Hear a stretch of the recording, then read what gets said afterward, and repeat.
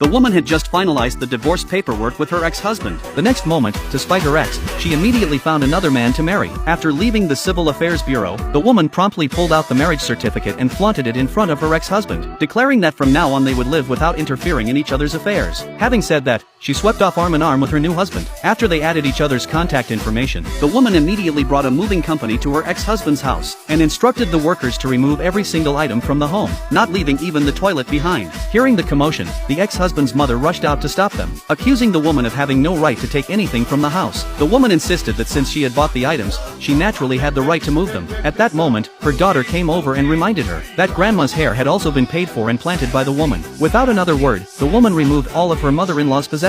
When the ex-husband returned home and found the house completely empty, he was stunned. At that moment, his mother ran over holding her head, claiming that everything in the house had been taken by the woman. When he learned that even his mother's hair had been taken, the ex-husband was furious, wishing he could kill the woman on the spot. Meanwhile, the CEO's assistant had learned some news, that the CEO had married the wrong person. It turned out that the CEO, under pressure from his grandmother, had hired a girl with money to appease his grandmother's urging for marriage. Unexpectedly, the hired girl had been in a car accident and never showed up. The woman had coincidentally also hired a young man to spite her ex. By chance, that young man had broken his leg and did not come. Thus, the woman and the CEO accidentally obtained a marriage certificate together. However, the CEO thought this arrangement was not so bad, since the woman would not cling to him like other gold diggers. At that moment, the assistant asked the CEO if he still remembered the woman who had saved him that night. The CEO said he only remembered a butterfly birthmark on her right shoulder. That evening, the CEO went to the woman's rented apartment to have dinner. Their joyful atmosphere was like that of a family. After dinner, the woman, fearing her ex would cause them trouble again, decided to find a new place to live.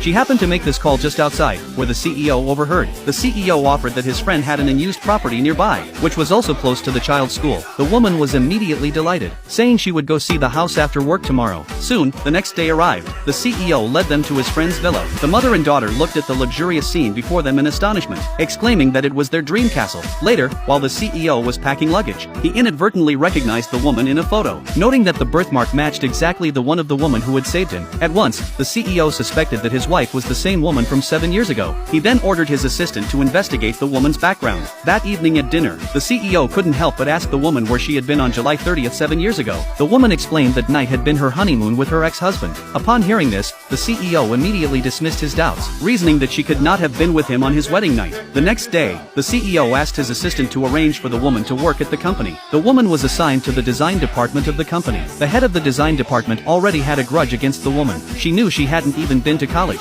She deliberately mocked her for entering the company through the concern of the president's assistant. Hearing this, the co-workers scoffed at the woman. They thought she had no real talent. So the co-workers gave the woman the most tiring job in the company.